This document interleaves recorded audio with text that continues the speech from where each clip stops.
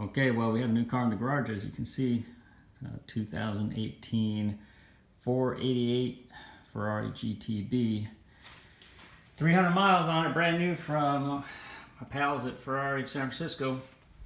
That's the dealership where I purchased my first Ferrari, as a matter of fact. It's the 355 Berlinetta, and then my second car was a 360 Modena. Third car, 458 Italia, and now we've got the 488 GTB. So, for anyone who is interested, and I'm sure this is probably the first question people who have seen my other videos will ask, is what do you think, honestly, no BS, between the 458 Italia and the 488 GTB? I've got 300 miles on this car, and I will say that I'm not liking it, honestly, as much as I was in love with my 458 Italia. It is a different car. It is twin turbocharged. It does have slightly different lines, but I'm gonna say that, in my opinion, so far anyways, I think the 458 Italia is probably the best car Ferrari has ever made. Now, my biggest complaints with this car is that the handling feels a little different. To me, it doesn't feel quite as precise and sharp and intuitive as the 458 did. The sound of this car is I mean, let's just cut the crap. This car sounds like shit. Now, that's from the factory. I know Ferrari has to deal with a lot of regulations and stuff. I'm going to approach this the way you do a motorcycle.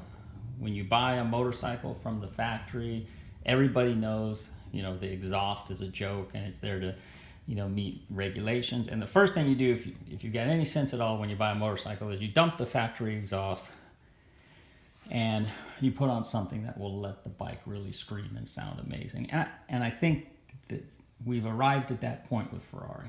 Now, I will say I'm diehard Ferrari. Okay, if it's not a Ferrari, then I'm just not going to have another car. I would not take a free Lamborghini. No offense to Lamborghini owners. I would not take a McLaren, even though I appreciate the mechanical, precise iRobot factory that they build their cars in.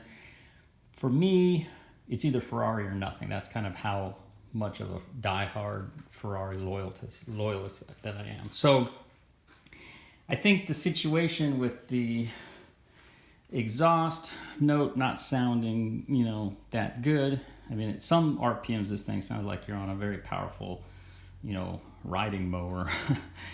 So I think it's kind of the situation like with the motorcycle, where you have to just say, well, Ferrari's hands have been tied by, regulations in Europe or, whatever, the EPA, blah, blah, blah, blah, blah. And they just basically got to put a crappy exhaust on this thing. So I am going to look into putting maybe a Capristo or a Novatec or an IPE titanium exhaust on this thing and monkey around with the valves and being able to control those manually with some of the modules. And I'm hoping that will solve kind of my chief complaint. I'm also, here, let me go open the door on this side. I'm also going to install my beloved Braille battery that I ran in the 458 Italia in this car. But you can see it's a very nice car. They've done a good job on the interior. I kind of miss the Alcantara of my 458, but my girlfriend likes the leather seats. So.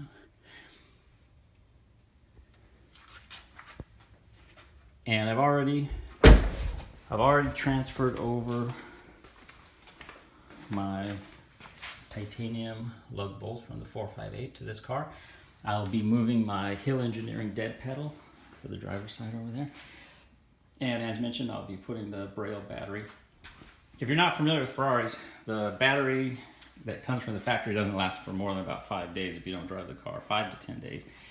And if you do not use the battery tender, they give you a little magnetic plug here that you plug your tender into. If you do not use the battery tender, sometimes the car will just not start.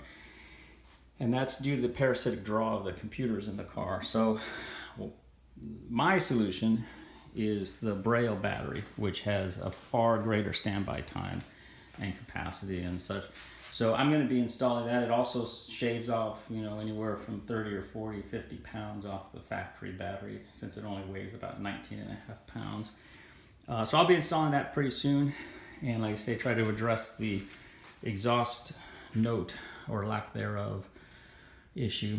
I will say the car is very fast, so it's kind of fun to drive from that standpoint. It has a lot of torque.